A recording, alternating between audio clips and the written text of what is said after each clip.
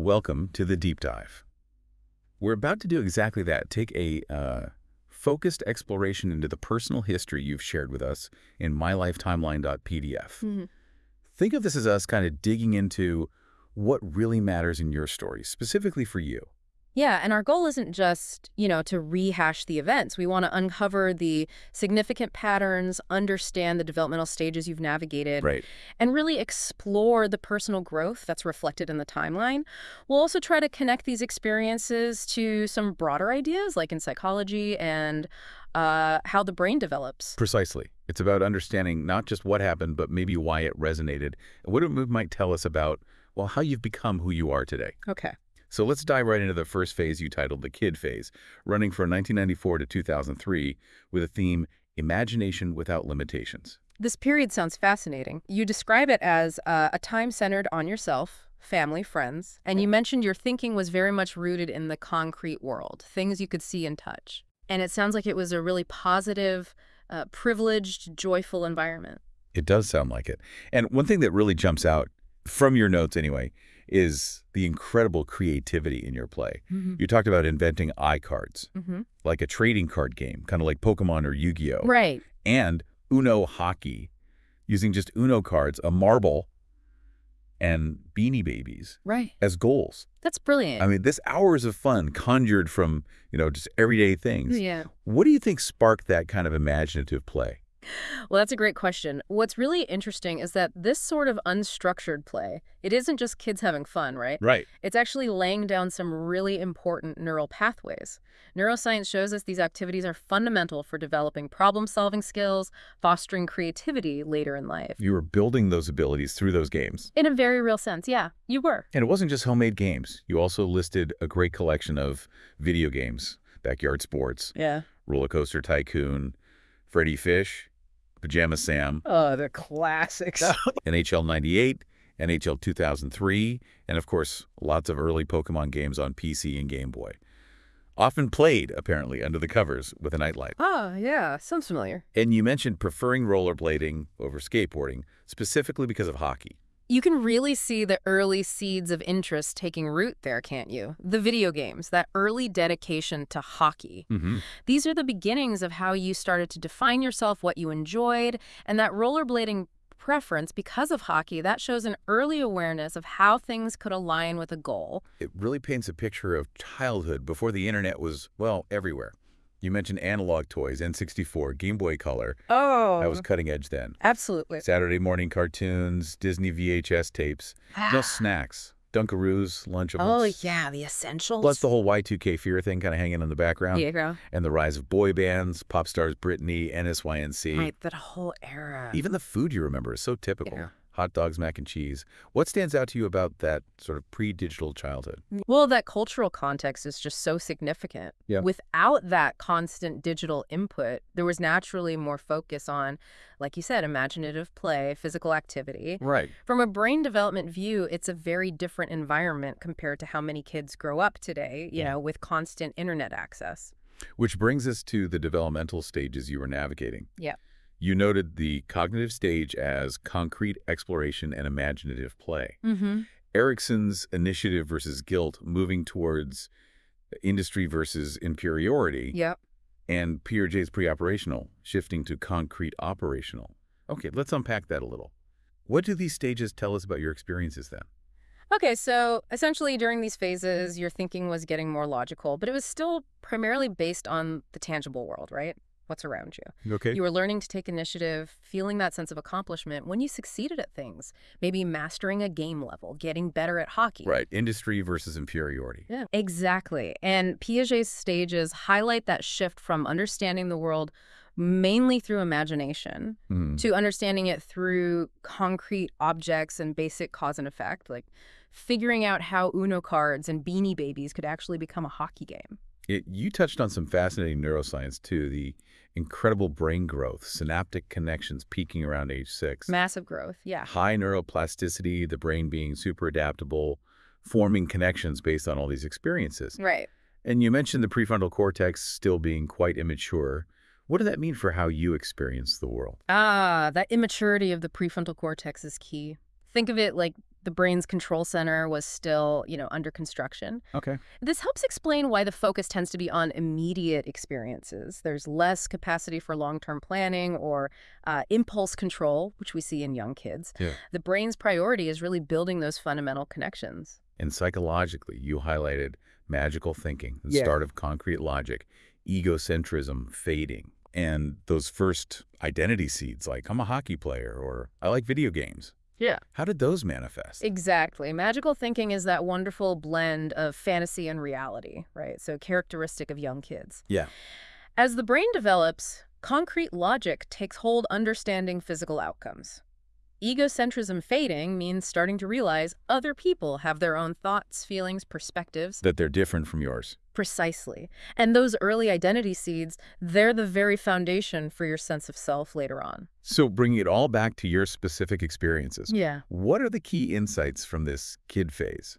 Well, what really stands out is how creating iCards and Uno hockey showed significant symbolic thinking, creative problem solving, even young. Yeah, definitely. Your preference for those simpler pleasures games, food, fun with friends, probably reflects a brain really attuned to sensory joy, routine, mastery of simple skills. Makes sense. And as you pointed out, that lack of abstract thought wasn't a limitation. It was just typical for the stage. The focus was on how things worked, not pondering why they existed. Right. The deeper philosophical stuff comes later. Okay. Okay, let's move into the next chapter. The adolescent years, 2004 to 2015. Theme, coming of age in a conflicted world. Yeah. This sounds like a period of, well, significant change. Absolutely.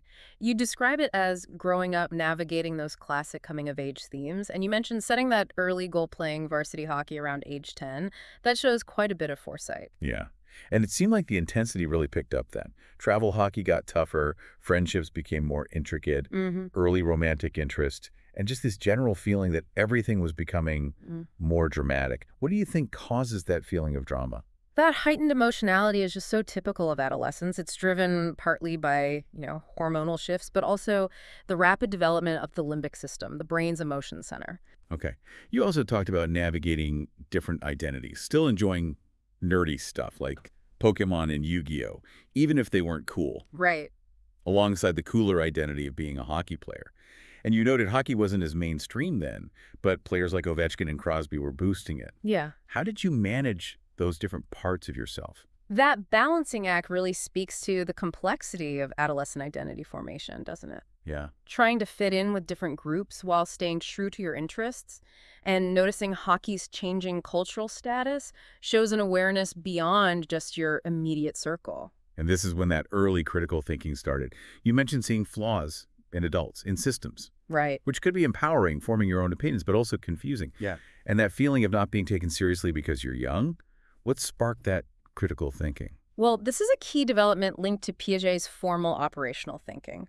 Adolescents start developing the capacity for abstract thought, which allows them to question authority, societal norms, and that frustration of not being heard despite these new insights. Very common. The online world also became a factor. RuneScape as a first taste of social media. RuneScape. Flip phones with limited texting, then MySpace, Facebook for connecting. You reflected on having lots of acquaintances, but maybe fewer true friends. How is navigating those early online spaces? The emergence of those platforms, it provided new ways to interact, sure, but it also brought its own challenges for forming real, meaningful relationships. That feeling of many online connections but fewer deep friendships, I think a lot of people who came of age then can relate to that. You describe this whole period as feeling like a pressure cooker, always prepping for the next stage, navigating social stuff, trying not to be too weird. What contributed to that pressure? That pressure really reflects societal expectations placed on teens, doesn't it? Plus that internal struggle, figuring out who you are, where you fit, wanting peer acceptance all at once. And philosophically, it sounds like you're questioning pretty much everything. Religion, identity, and feeling like maybe nobody really had the answers. Yeah. You also noted a less positive side of early internet culture, emerging flame wars, pranks. What fueled that intense questioning and those observations? That intense questioning is a real hallmark of adolescence. You're grappling with abstract concepts, trying to build your own belief system, Right. and encountering the less ideal side of online interaction, That was just the reality of navigating those early spaces. Despite the complexities, there were significant achievements, connections too. 2 hockey state championship titles. Impressive. And really important friendships, from a job in a retirement home food service where you met your future wife. Wow, yeah. And many of those friendships still last, plus transferring colleges, the independence of earning your own money.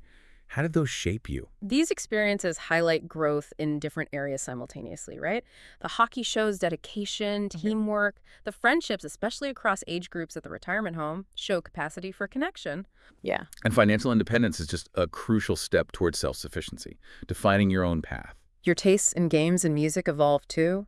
Warcraft, RuneScape again, NHL series, Wii games, Smash Bros, Sly Cooper.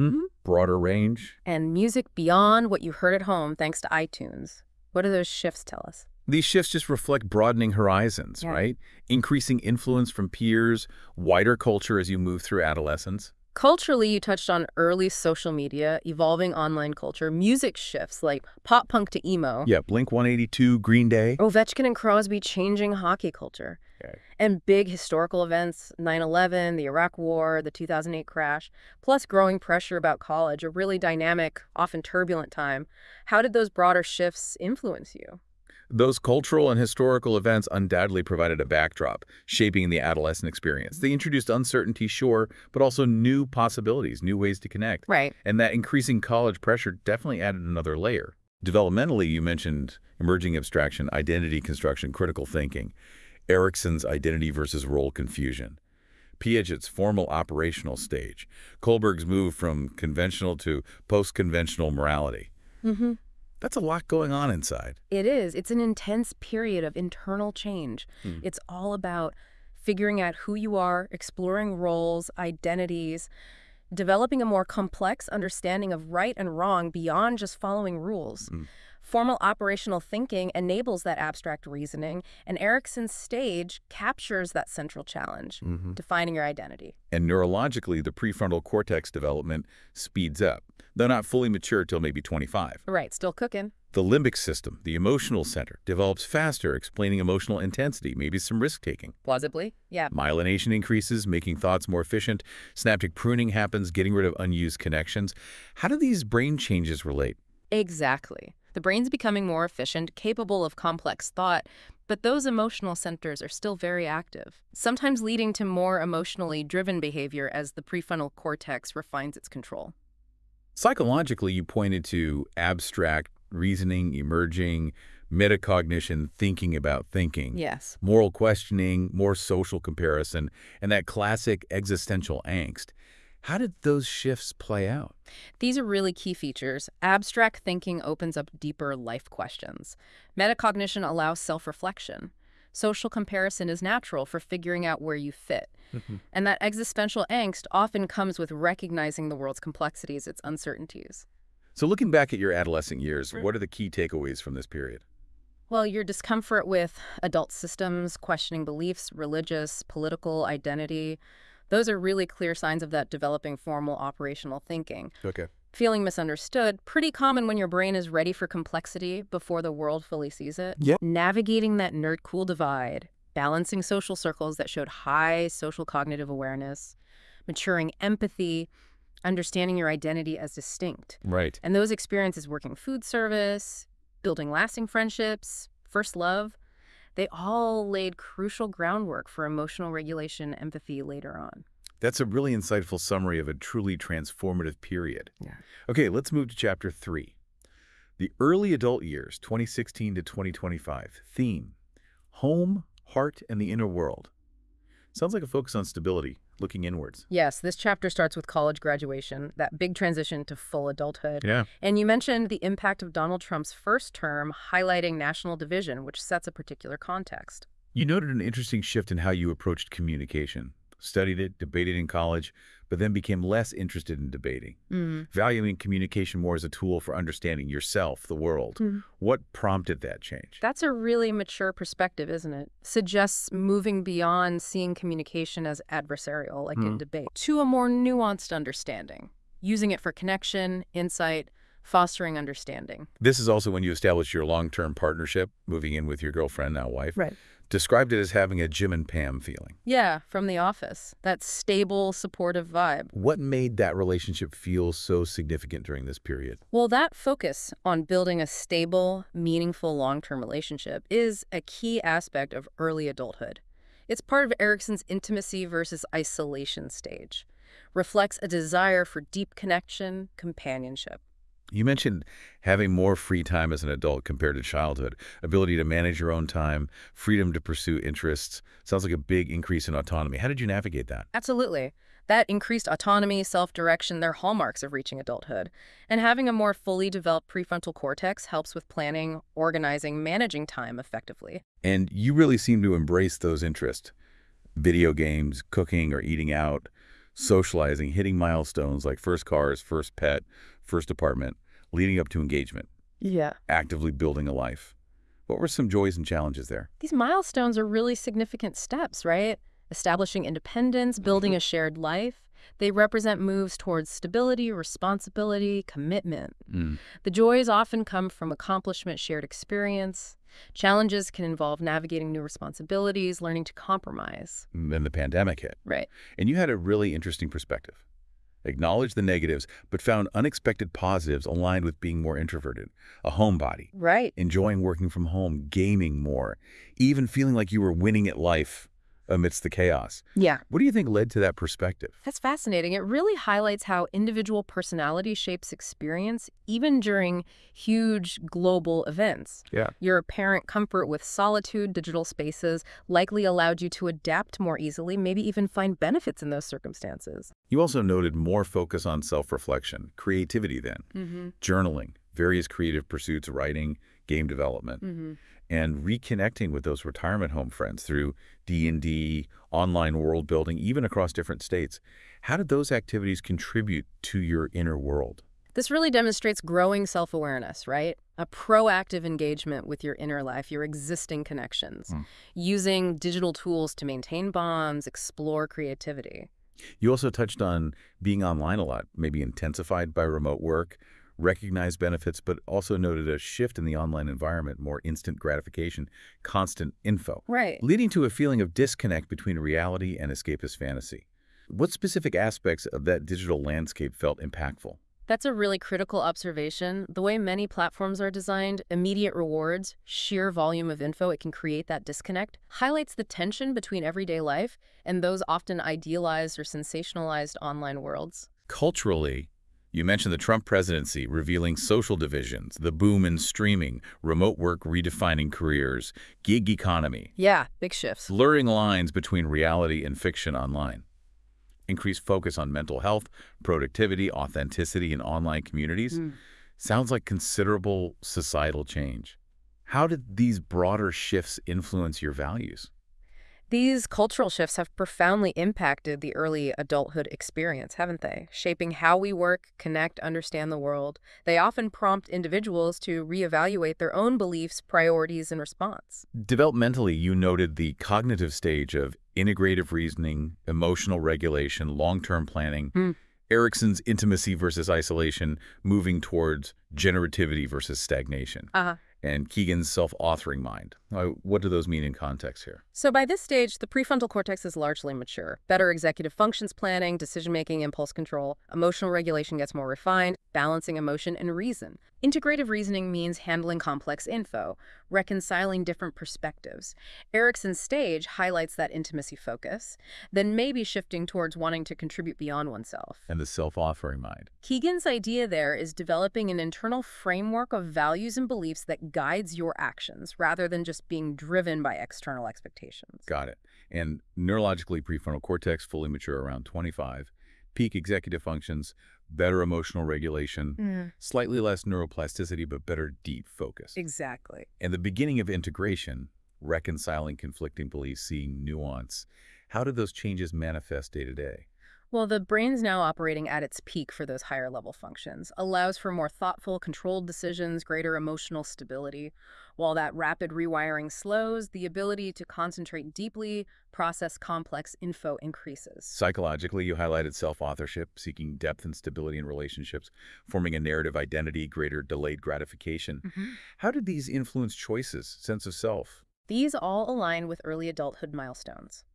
Self-authorship means owning your values, making choices based on them. Seeking depth reflects desire for secure connections. Narrative identity is creating that cohesive life story. Right. And delayed gratification is crucial for pursuing long-term goals. So considering everything, Mm-hmm. what are the key insights from these early adult years? Your journaling, world building, creative reflection, they strongly suggest that developing self-authoring mindset. Actively working to understand yourself, shape your narrative, focus on routines, maintaining long-distance connections via D&D, reflections on marriage all point to increased emotional maturity, desire for stability, continuity. Right. Working from home effectively, managing free time meaningfully reflects that fully developed executive function. And your critical view of the digital attention economy, that indicates a shift from just reacting To thinking about how it affects you. exactly Mhm. to metacognition, thinking about how tech influences your thoughts, behaviors. That's a really insightful overview. Yeah. Okay, let's move into the final chapter in your timeline, looking ahead. The guide years, 2026 to 2035. Theme, legacy and generativity. This is unfolding, but you've clearly thought about it. What are your main hopes, expectations? Yes, this is forward-looking. Anticipating a big transition parenthood, a potential shift from personal achievement to nurturing a child's growth.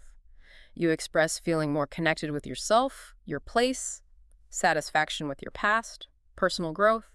You emphasize an anticipated shift in priorities. Less need for personal achievement, more desire to contribute, mentor, guide, especially raising a child. What's the biggest adjustment there, do you think? This really aligns with Erickson's generativity versus stagnation stage, doesn't it? Focus shifts to contributions beyond your own lifetime, often through kids, mentoring. Right. The biggest adjustment might be redefining success, moving from individual accomplishments to the growth of someone you're guiding. You also mention a reflective perspective, looking back with pride, recognizing lessons from mistakes, feeling content with the person you've become, a sense of having contributed value, excitement for future growth. What does that reflective stance mean looking ahead? That ability to reflect with accomplishment, see challenges as learning opportunities, that's a strong sign of maturity, self-acceptance.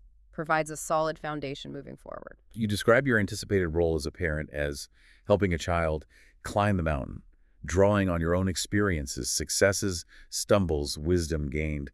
What key lessons do you hope to impart? That metaphor beautifully captures generativity, right? Using your own journey, ups and downs, to guide the next generation. Yeah. Key lessons will likely revolve around resilience, empathy, connection, finding meaning in their own experiences. Looking at the anticipated cultural landscape, continued evolution of AI, digital spaces, global challenges, but also potential new paradigms in education, parenting, work life, maybe a return to analog intimacy, deeper connection amidst digital overload. How might these shifts influence your role as a guide?